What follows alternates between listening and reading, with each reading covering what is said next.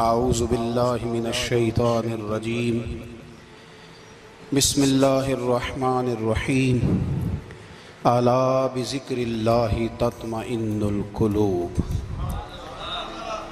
صدق اللہ العظیم وصدق رسولہ النبی الکریم ان اللہ وملائکتہ یصلون علی النبی یا ایہا الذین آمنوا صلوا علیہ وسلموا تسلیما اللہم صل علی سیدنا و مولانا محمد معدن الجود والکرم وآلہ وصحبہ وبارک وسلم۔ تمام تعریفیں حمد و ثنا اللہ تعالی جل جلالہ کے لیے۔ زاں بعد درود و سلام نبی اکرم نور مجسم شفیع معظم احمد مجتبی جناب حضرت محمد مصطفیٰ صلی اللہ تعالی علیہ وسلم کی ذات والا صفات کے لیے حمد و صلات کے بعد قرآن مجید نے ارشاد فرمایا الا بذکر اللہ تطمئن القلوب، فرمایا خبردار ہو جاؤ اللہ کے ذکر میں ہی دلوں کا اطمینان ہے، اللہ کے ذکر میں دلوں کا چین ہے۔ لوگ بہت سارا مال، بہت ساری دولت، بہت ساری عقل اور بہت سارا شعور ہونے کے باوجود بے سکون ہیں۔ جس چیز نے زمانے کو تکلیف میں مبتلا کر دیا ہے اور جو چیز ڈھونڈنے سے نہیں ملتی وہ اطمینان ہے، وہ قرار ہے۔ لوگ بھیک مانگتے ہیں، منت کرتے ہیں، دہائی دیتے ہیں کہ کہیں سے سکون کی دولت مل جائے، لیکن وہ میسر نہیں آ رہی۔ بڑے بڑے لوگ ہیں اور میں عرض کر چکا ہوں کہ مالدار بھی ہیں اور عقل مند بھی ہیں، باشعور ہیں، پڑھے لکھے ہیں، پر قلبی سکون، راحت، اطمینان، چین انہیں میسر نہیں آ رہا۔ راتیں جاگ کر گزر جاتی ہیں، دن آزمائش میں بیت جاتا ہے۔ وہ کبھی اس کے لیے ٹھنڈے علاقوں کا سفر کرتے ہیں، کبھی دوستوں کی مجلسوں میں جا کر کے بیٹھتے ہیں، کبھی گھر سے دور اکیلے میں تنہائی میں وقت گزارنے کی کوشش کرتے ہیں، لیکن دولت سکون ناپید ہوتی ہے، میسر نہیں آتی۔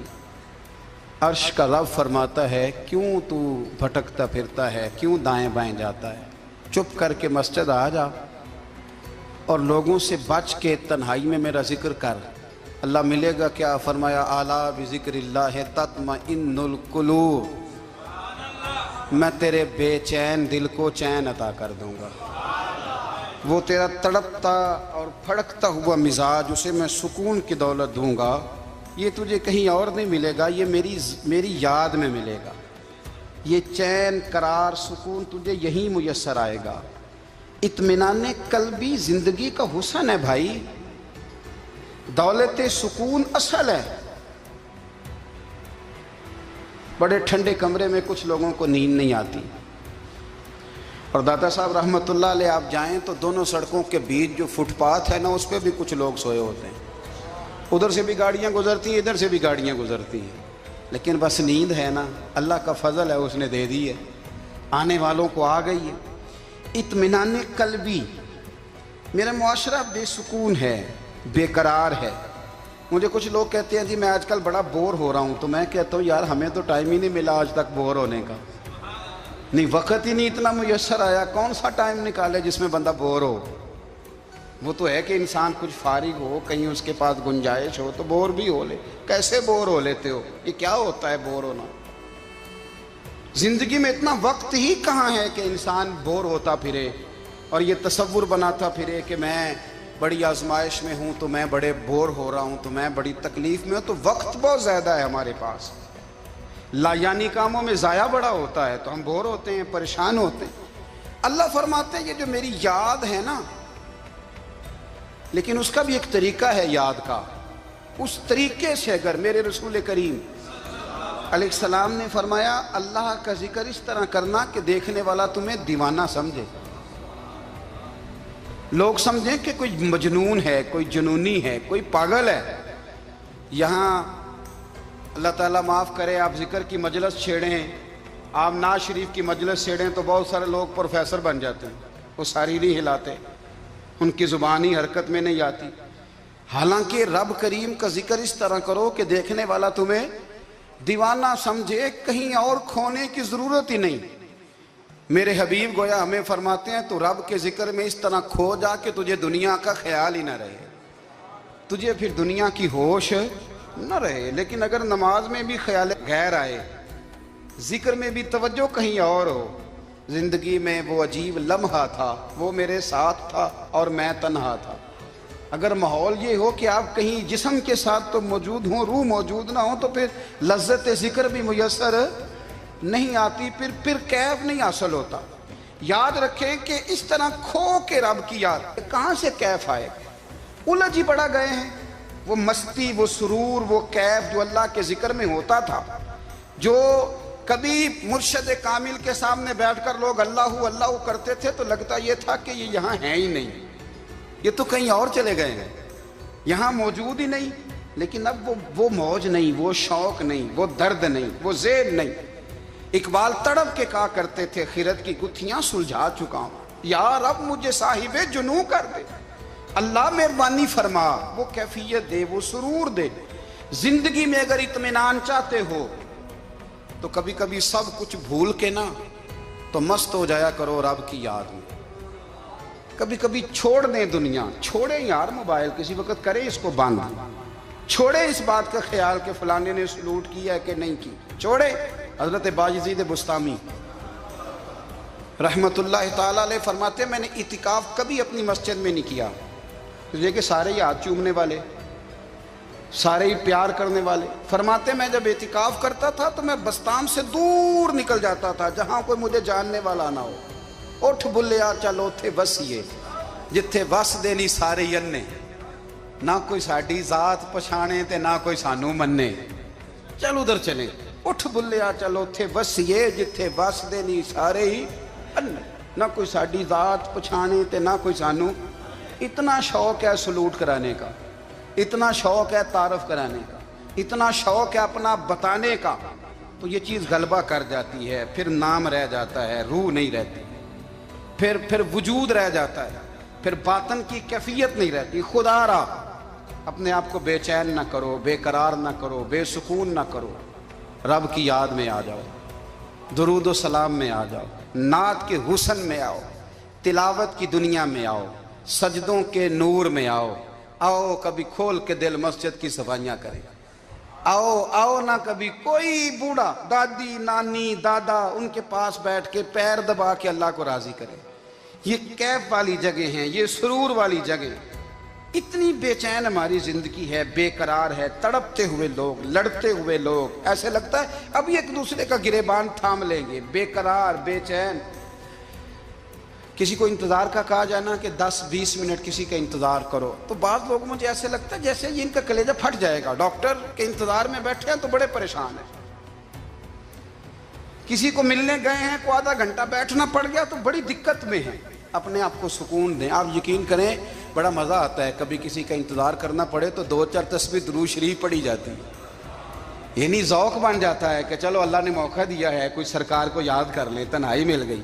ہمارا مزاج جس سختی کا شکار ہے، وہ سختی آہستہ آہستہ ہمیں زیادہ آزمائش میں ڈال گئی۔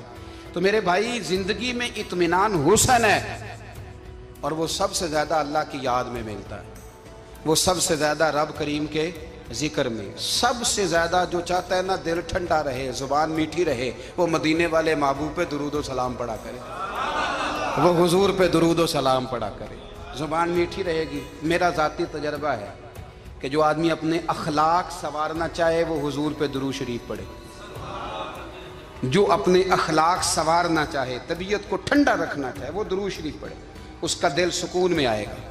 کچھ کام اور ہیں زندگی میں اطمینان کے لیے، ان کا ہونا بھی بڑا ضروری ہے۔ سب سے پہلے اگر آپ چاہتے ہیں نا زندگی میں سکون ہو تو حقیقتوں کا سامنا کرنا سیکھیں۔ آپ جو ہیں وہ رہنا سیکھیں، جو آپ نہیں ہیں وہ بننے کی کوشش نہ کریں۔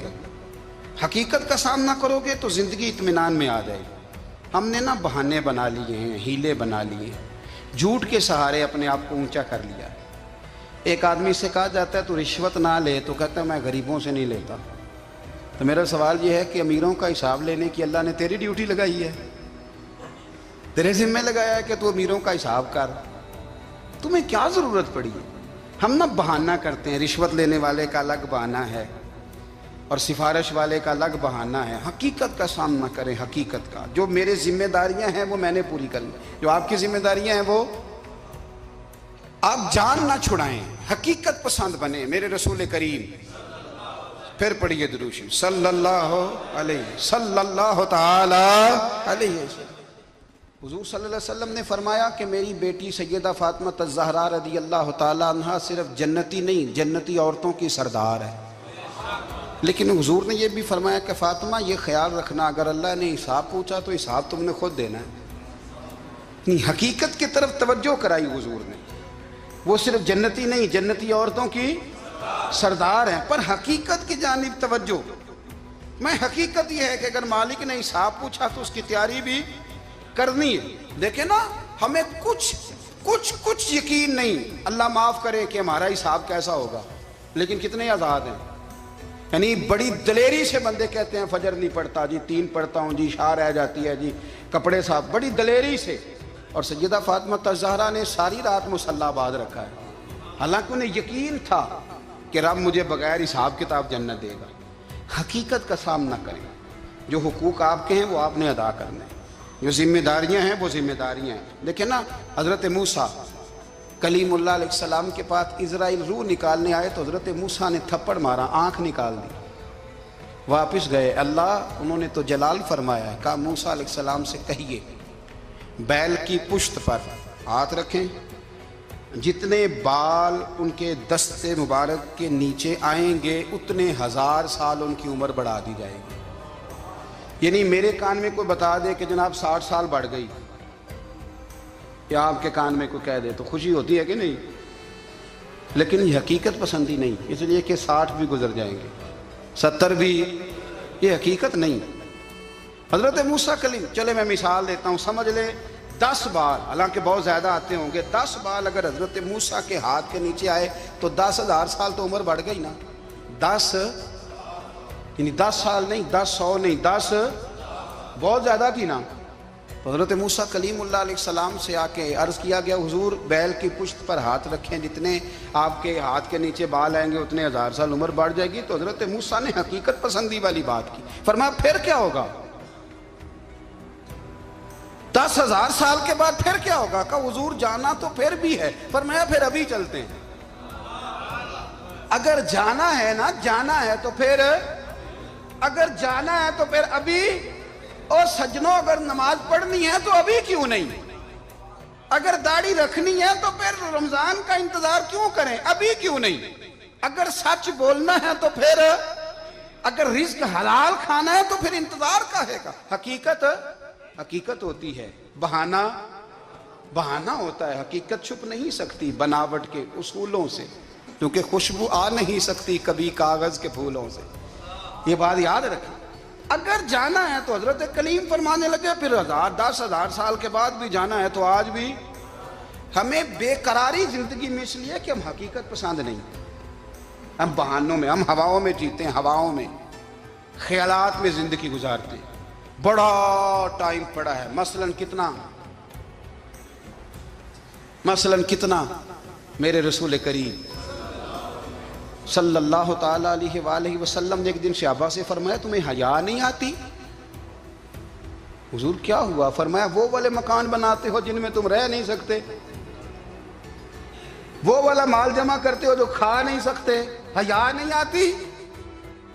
عرض کی حضور حکم کریں تو محبوب فرمانے لگے جوتے کا ایک تسمہ بند کرتا ہوں تو سوچتا ہوں دوسرا بند کرنے سے پہلے موت آ جائے گی، ایک سانس اندر جاتی ہے تو دوسرا آنے سے پہلے میں یاد کرتا ہوں کہ مجھے دنیا سے جانا ہے۔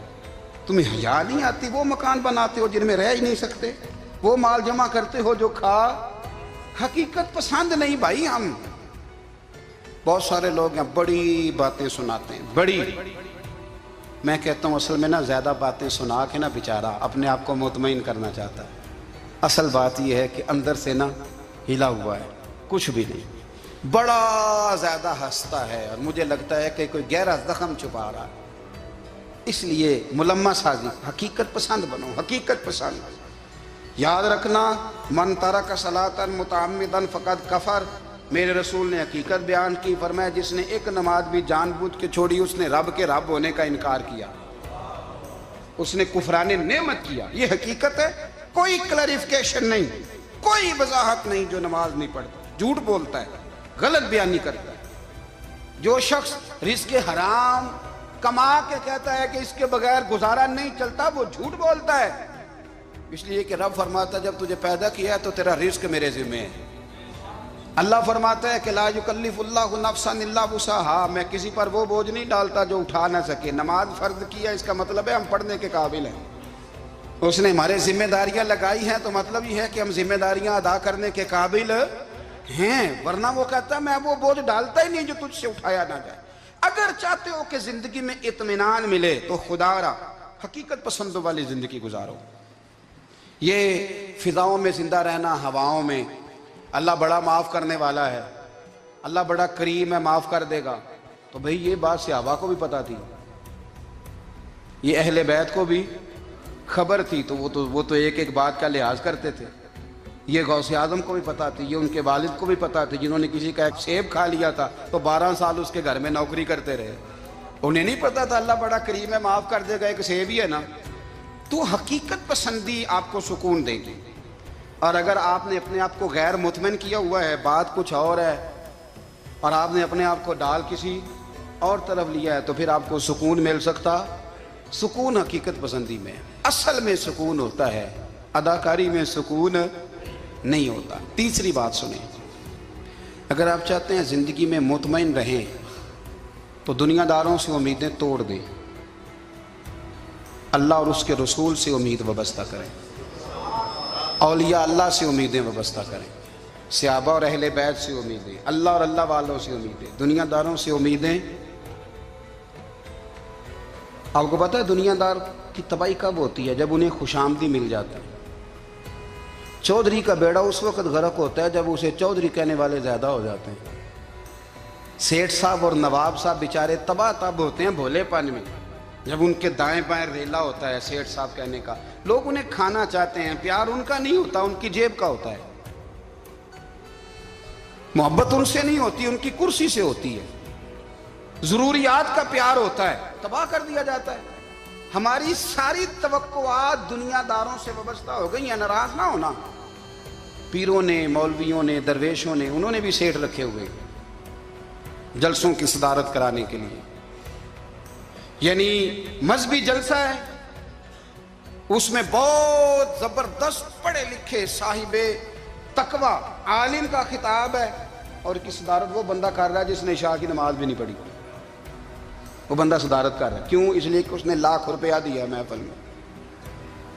خدا را دنیا داروں سے امیدیں چھوڑ دیں، ورنہ آپ کمزور پڑ جائیں گے، آپ کی امیدیں ٹوٹیں گی۔ کتنا کمزور ہے وہ شخص جو 2-4 ہزار کے لیے کسی بندے کی چاپلوسی کرتا ہے، اس کے پیچھے بھاگتا ہے، خوش آمدیں کرتا ہے، تھوڑے سے نوٹوں کے لیے، دکھ سکھ میں کام آئے گا اس کام کے لیے۔ میرے رسول کریم علیہ السلام نے فرمایا جس نے بندوں کو راضی کرتے کرتے رب کو ناراض کر دیا، اس کی دنیا بھی گئی اور آخرت بھی گئی، اور فرمایا جس نے بندوں کی پرواہ نہیں کی، اللہ کو راضی کیا، فرمایا اگر رب راضی ہو گیا تو لوگوں کے دلوں میں بھی محبت پیدا فرما دے گا۔ کیا ضرورت ہے خوشامد کرنا دنیا داروں کی، سیٹوں کی، نوابوں کی، چاپلو۔ اور میں آپ کو ایک بات بتاؤں، ہوتا پتہ کیا ہے؟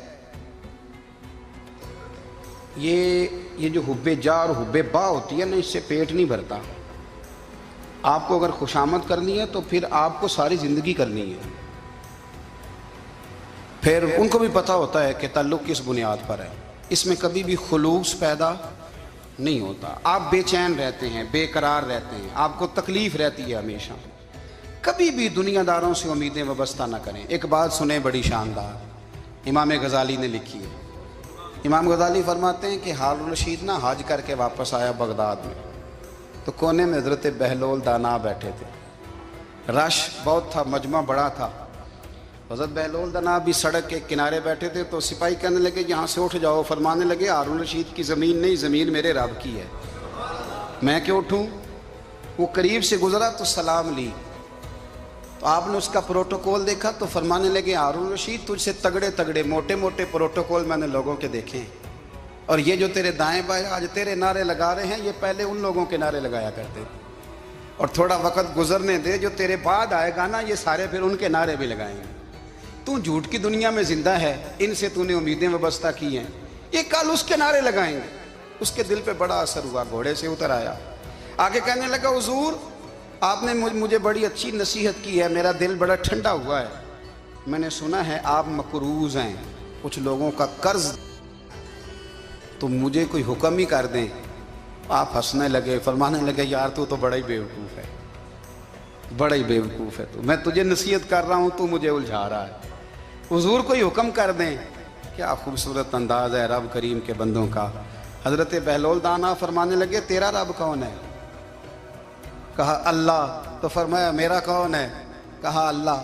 فرمانے لگے یہ تو نہیں نہ ہو سکتا کہ اللہ ہارون رشید کو دیتا رہے اور بہلول دانا کو بھول ہی جائے، یہ تو نہیں نہ ہو سکتا کہ ہارون رشید کو دیتا رہے اور بہلول دانا کو بھول جائے۔ فرمایا اس کا دل، اس کا ارادہ ہوا، ارادہ قدرت ہوا کہ بہلول مقروض رہنا چاہیے، تو اگر رب مجھے رکھنا چاہتا ہے، دکھ قبول محمد بخشا راضی رہن پیارے، اگر وہ چاہتا ہے میں مقروض رہوں تو میں بھی چاہتا ہوں کہ میں مقروض ہی رہوں، یہ تو نہیں نہ ہو سکتا کہ تجھے دے اور مجھے نہ دے۔ فرمایا میری تجھ سے کوئی امید نہیں، مجھے جب بھی دے گا میرا رب بھی دے گا، اور وہ دے گا تو پھر انشاءاللہ خزانے کھول کے دے گا۔ دنیا داروں سے امیدیں وابستہ کرنا، لوگوں کے پیچھے، یہ چھوڑ دیں، آپ بے چین رہیں گے، بے قرار رہیں گے۔ اللہ والوں سے ضرور امیدیں وابستہ کریں، اس لیے کہ ان کے پاس جو کچھ ہوتا ہے وہ دراصل رب کا ہی ہوتا ہے، لیکن سیٹھوں سے، نوابوں سے، سیاستدانوں سے باز آ جائیں، ہماری بڑی امیدیں وابستہ ہیں۔ میں اکثر کہتا ہوں جتنے پھیرے نوکری کے لیے دنیا دار کے دروازے پہ لگائے ہیں نا، اس سے کم دفعہ مسجد میں نفل پڑے ہوتے تو رب اتنی بڑی مہربانی فرما دے۔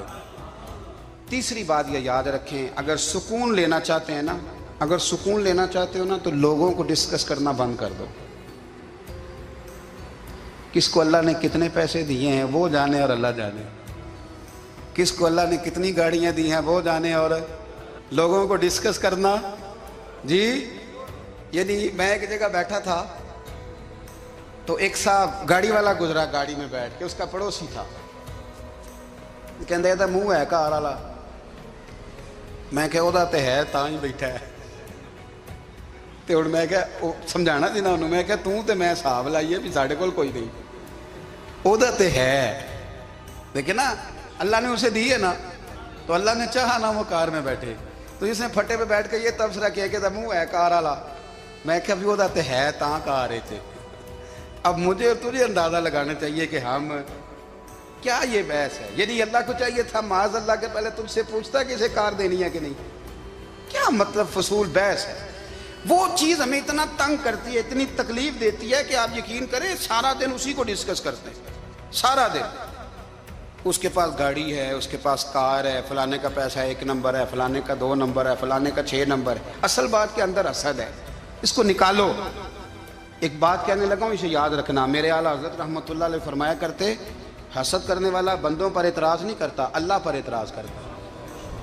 وہ کہتا ہے اللہ اسے کیوں دیا ہے، اتنا کیوں دیا ہے، معاذ اللہ وہ اللہ کی تقسیم پر اعتراض کرتا ہے۔ حسد کرتے ہو بے چین رہو گے، حسد آپ کے دل کو تڑپا کے رکھ دے، چھوڑے۔ اللہ بڑا کریم ہے، جس کو جہاں چاہتا ہے وہاں بٹھا دیتا ہے۔ آپ قطعاً اس بحث میں نہ پڑیں کہ اللہ نے کس کو کتنا دیا ہے، کب دیا ہے، کیوں دیا ہے، وہ بڑا بے نیاز ہے۔ حسد آپ کو تباہ کرے گا۔ دنیا میں پہلا گناہ جو ہوا تھا وہ حسد تھا۔ ابلیس نے حضرت آدم سے حسد کیا، کہنے لگا میں بہتر ہوں، سرداری اس کو مل رہی ہے، یہ تو اللہ کو پتہ ہے نا کس کو دینی ہے۔ اور دنیا میں پہلا قتل حسد کی وجہ سے ہوا، حابیل قابیل کے درمیان حسد کا معاملہ تھا، خاتون کا نکاح اس سے کیوں ہو رہا ہے، مجھ سے ہونا چاہیے۔ حسد تباہی کرتا۔ آپ یقین کریں، یعنی دکاندار کے سامنے دوسری دکان پڑتی ہے، پریشان ہو جاتا ہے، وہ کہتا ہے میرا کیا بنے گا، لا حول ولا قوت الا باللہ العلی العظیم۔ یعنی تیرا کا خیال ہے کہ تیرے حصے کی روٹی وہ کھا جائے گا؟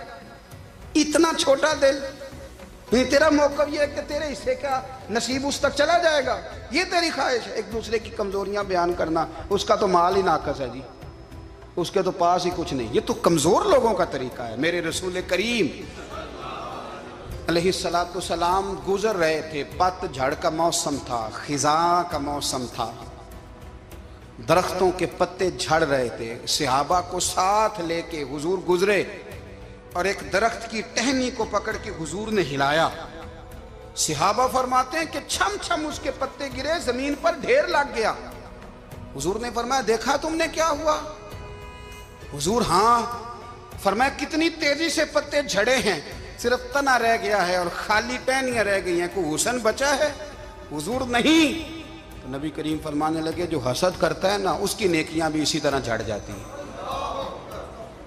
اسی طرح۔ اور ایک جگہ حضور فرمانے لگے جس طرح راکھ لکڑی کو آگ کھا جاتی ہے، جس طرح لکڑی کو آگ، جب آگ کھا جائے تو پھر لکڑی کو لکڑی نہیں کہا جاتا، راکھ کہا جاتا ہے، کوئلہ کہا جاتا ہے، اس کی اصل باقی یعنی اسے کھائی جاتی ہے۔ تو حضور علیہ السلام فرمانے لگے جس طرح آگ لکڑی کو کھا جاتی ہے، فرمایا اسی طرح حسد نیکیوں کو کھا جاتا ہے، نیکیاں رہتی نہیں۔ حسد کرنے والے کے پاس نیکیاں یعنی ان کی اصل شکل موجود، کبھی بھی حسد نہیں کریں۔ اللہ کی تقسیم ہے، جس کو چاہے جب چاہے جتنا چاہے عطا کرے۔ اور چوتھی بات میرے بھائی، کبھی بھی بغض نہ پیدا کریں، بغض والے لوگ بے سکون رہتے ہیں۔ بہت ساری کمزوریاں ہمارے اندر ہوتی ہیں نا، پھر اللہ ہماری روزی تو نہیں نا بند فرماتا، یہ تو نہیں کہتا کہ زمین سے نکل جاؤ۔ اگر یہی والا معاملہ ہو جو ہمارا ہے کہ شادی پہ اس نے میرے ساتھ برا سلوک کیا تھا، اب ساری زندگی بغض رکھنا ہے، اگر یہی معاملہ فرشتے اللہ کی بارگاہ میں کہیں کہ یا اللہ اس نے فلانے دن شراب پی تھی، اب اس کو زمین میں نہیں رہنے دینا، نظام زندگی چلے گا؟ تو اگر اللہ ہمیں معاف کرتا ہے تو ہم بندوں کو معاف کیوں نہیں کرتے؟ آپ یقین کریں اتنی لمبی عداوتیں، اتنا لمبا حسد، اتنا لمبا بغض، اتنا لمبا۔ حدیث میں نے پڑھی، میں حیران رہ گیا۔ میرے نبی کریم علیہ السلام نے فرمایا اپنی بیوی سے کبھی بغض نہ رکھنا، اگر اس کی ایک بات ناپسند ہو تو اسے چھوڑ کے وہ بات دیکھو جو تمہیں پسند ہے۔ میں اس حدیث کو پڑھ کے سوچنے لگا کہ کیا بیوی کا بھی بغض رکھتے ہیں لوگ؟ اب حضور نے کہا ہے تو اس کا مطلب ہے لوگ بیوی کا بغض بھی رکھتے ہیں۔ اب اس پر استدلال کر کے مجھے کہنا پڑے گا کہ سسرال والوں کا بغض بھی رکھتے ہیں، کہنا پڑے گا کہ بھائی کے سسرال والوں سے بھی بغض رکھتے۔ اس حدیث کی روشنی میں سمجھا کہ لوگ بھابھی کا بغض بھی بغض رکھتے ہیں، بغض، ورنہ عادتیں تو ہماری بھی کئی بری ہوتی ہیں۔ اگر عادات ایک وجہ بنے اختلاف کی تو عادتیں تو ہماری بھی کئی بری ہیں، لیکن ہم اپنی بری عادتوں سمیت اپنے آپ سے پیار کرتے ہیں، اور سامنے والے کی ایک بھی عادت بری ہو تو اس سے بغض رکھتے ہیں۔ بغض نہ پیدا کریں۔ میرے نبی پاک علیہ السلام نے فرمایا کچھ چیزیں تمہارے دین کو مونڈ ڈالیں گی، تباہ کر دیں گی، کاٹ دیں گی۔ حضور کون سی؟ فرمایا حسد، تکبر اور بغض، یہ تمہارے دین کو تباہ کر دیں۔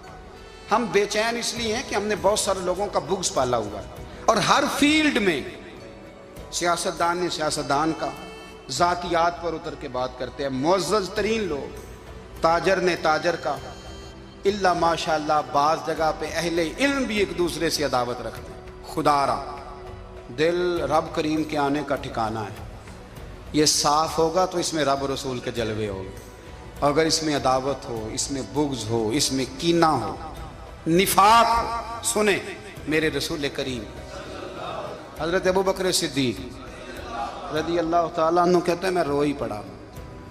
مکہ فتح ہوا نا تو اکرمہ بن ابو جہل نے پیغام بھیجا کہ میں نا کلمہ پڑھنے کے لیے آ رہا ہوں۔ بات لمبی ہے، میں موضوع پہ رہنا چاہتا ہوں۔ کہتے ہیں جب وہ آنے لگا نا تو نبی پاک نے ہم سب کو بلایا، ہم حاضر خدمت ہوئے تو حضور فرمانے لگے کہ اس کے باپ نے نا بڑا ظلم کیا ہے ہمارے ساتھ، ابو جہل نے بڑا ستایا ہے، بڑی تکلیف دی ہے۔ آپ مجھے بتلائیں کہ وہ ایک دفعہ کسی شادی پہ بحث ہوتی ہے بیوی کے بھائی کے ساتھ، پھر ساری زندگی اس بیچارے کو معافی وہ 10 دفعہ گھر آتا ہے معافی مانگنے پر سوال ہی نہیں پیدا ہوتا میں او ہو مجھے ہی کہہ دیا یعنی پھر میں مجھے ہی کہہ دیا آپ نے اور میری شان میں بے ادبی اور پھر میں معاف کر دوں توبہ توبہ توبہ یہ کیسے ہو سکتا ہے میری ناک نیچی ہو جائے گی اور آپ نے مجھے کہہ دیا سوال ہی نہیں پیدا ہوتا اور یہ رونا میں اکثر ہوتا ہوں کہ شادی والے دن داماد صاحب کا زیادہ دماغ خراب ہوتا ہے جب چھوٹی سالی کی شادی ہوتی ہے نا اس دن اس کو بخار چڑھتا ہے کوئی اس کو کان میں کہتا ہے تیری عزت نہیں کر دے اس دن اس کا دماغ خراب ہو جاتا ہے بچے اٹھا کے نکل آتا ہے وہ بیچارہ سسر منتیں کر رہا ہوتا ہے کہ تیری مہربانی آ جا یہ عزت کرا رہا ہے تو میں نے کہا احتجاج کر کے جو عزت کرائی جاتی ہے وہ عزت نہیں ہوتی ہاں یہاں مانگ کے عزت لیتے ہیں لوگ یا احتجاج کی کوئی عزت ہے آپ کے اندر کمالات اتنے ہوں کہ آپ کی عزت کرنے کو دل چاہے یعنی مزہ آئے یعنی لطف آئے یعنی آپ دور بیٹھے ہوں تو کسی کا دل کرے آپ کو اسٹیج پہ بلانے کے لیے یہ کیا بات ہوئی کہ چھائے جانا اور بھاگ کے آگے جانا ان سے نکلیں اکرمہ بن ابو جہل کلمہ پڑھنے کے ارادے سے آ رہے ہیں حضور علیہ السلام نے صحابہ کو بلایا کتنی زیادہ دعوت رکھی جا سکتی تھی معاذ اللہ کب سے وہ چلا تھا ظلم کرنے اور اس کے بعد اس کا بیٹا شروع ہو گیا کتنی باتیں تھیں جو ناقابل معافی تھیں پر کریم رسول نے ہمیں بتلایا ہے کہ سکون والی زندگی کہتے کس کو ہے جب سب لوگ جمع ہو گئے تو حضور نے فرمایا بھئی وہ کلمہ پڑھنے آ رہا ہے اس کے باپ نے ظلم بڑے کیے ہیں پر میری نصیحت یہ ہے کہ اس کے سامنے اس کے باپ کو کوئی برا نہ کہے خبردار کوئی اس کے سامنے کوئی بات نہ کرے اب وہ کلمہ پڑھنے آ رہا ہے مطیع ہو کے آ رہا ہے بان کے آ رہا ہے کہتے ہیں اللہ کے رسول نے نا کافی دیر تک خطبہ دیا بریفنگ دی بات سمجھائی جناب صدیق اکبر کہتے ہیں میں رو پڑا ایک صحابی مجھے کہنے لگے تمہیں کیا ہوا تو میں نے کہا میں مصطفیٰ کی رحمت پہ رو رہا ہوں دیکھو کن کے لیے حضور گراؤنڈ بنا رہے ہیں اے دیکھو کن کے لیے حضور تیاری کر رہے ہیں جنہوں نے ساری زندگی دشمنی کی خدا را یہ اندر سے عداوتیں نکال پھینکو او بھائی اتنا تو لمبا ٹائم ہی کوئی نہیں اتنا تو وقت ہی کوئی نہیں اس کو صاف رکھو بندہ کوئی کر بھی گیا تو کوئی عرض نہیں چنگی مندی سجنا کولوں 100 واری ہو جاندی یار یاراں دا گلا نہیں کر دے اصل پریت یار یاراں دا جڑا گلا کردا جے یار نہیں جی ہوندا ہاں پکی بات پکی پیڑی میرا ایک سنگی مجھے آ کے آنے لگا فلانی جگہ بندہ یہ بات کر رہا تھا میں کہ تو اوتھے ہی سے سوندا سے تم ہی نال ہی سے میرا تو سجن باس ہونی نہیں سکتا چنگی مندی سجنا کولوں 100 واری ہو جاندی یار یاراں دا گلا نہیں کر دے اصل پریت جنہ دی ہاں جو بندے پھر ہوتے اس طرح کے ان کے لیے بھی میاں صاحب نے کہا ہے ان کے لیے بھی میاں صاحب نے کہا ہے ان کے لیے بھی آپ نے بات ارشاد فرمائی ہے آپ نے فرمایا چنگا ہویا لڑ نیڑیوں چھٹا کتے عمر نہیں لنگی ساری بے قدران دی یاری کولوں توبہ لکھ لکھ باری او چنگا ہویا لڑ نیڑیوں چھٹا کتے عمر نہیں لنگی ساری جو اس طرح کا تھا نا شکوے کرنے والا بغض رکھنے والا فرمایا بے قدران دی یاری کولوں توبہ یعنی لاکھ تے لاکھ کنے ہو گئے یعنی 2 لاکھ باری توبہ کی تھی انہوں نے گنی نہیں جا سکتی جتنی میاں صاحب نے توبہ کر دی بے قدرے دوست بے قدران دی یاری کولوں توبہ لکھ لکھ باری چنگا ہویا لڑ نیڑیوں چھٹا کتے عمر نہیں لنگی ساری تو مہربانی کریں ایک تو اگر آپ مطمئن رہنا چاہتے ہیں تو کبھی کبھی نا مست ہو کے ذکر الہی کریں مست ہو وہ والا ذکر نہیں جس میں آپ موبائل بھی دیکھ رہے ہیں اور کہانیاں بھی میرے سامنے کو بندہ جمعے والے دن یا تقریر کے درمیان تسبیح لے کے بیٹھ جائے تو میں اس سے پوچھتا ہوں تو 2 کام ایک ٹائم جکے میں پہ کرنا ہے میری بھی بات سن رہے ہو تسبیح پڑھی تو ممکن ہی نہیں تسبیح تو تسبیح ہے جب وہ ہوگی تو پھر کوئی اور کام سوال ہی نہیں پیدا ہو ایک تو ذکر کرے محو ہو دوسری بات حقیقت کا سامنا کریں آپ اگر مطمئن رہنا چاہتے ہیں تو حقیقت پسند بنیں تیسری بات حسد چھوڑ دیں دوسروں کو ڈسکس کرنا چھوڑ دیں آپ یہ دیکھیں کہ اللہ نے مجھے کیا کچھ دیا اس پہ راضی رہیں اور چوتھی بات عداوت چھوڑ دیں سینے میں کینہ چھوڑ دیں آپ کی زندگی مطمئن ہو جائے گی آپ خوشحال رہیں گے وہ جو آپ لفظ کہتے ہیں نا کہ میں بور ہوں میں پریشان ہوں اس سے آپ نکل آئیں گے اللہ ہمیں محبوب کی غلامی میں زندہ رکھے غلامی میں موت ستا اٹھ کے کوئی نہیں خوش ہوتا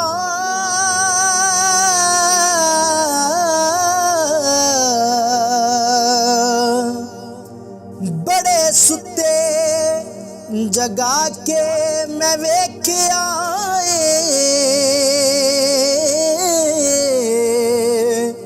ਓਏ ਕੁੱਤੇ ਜਿਹਾ ਨਹੀਂ ਕੋਈ ਵਫਾਦਾਰ ਡਿਠਾ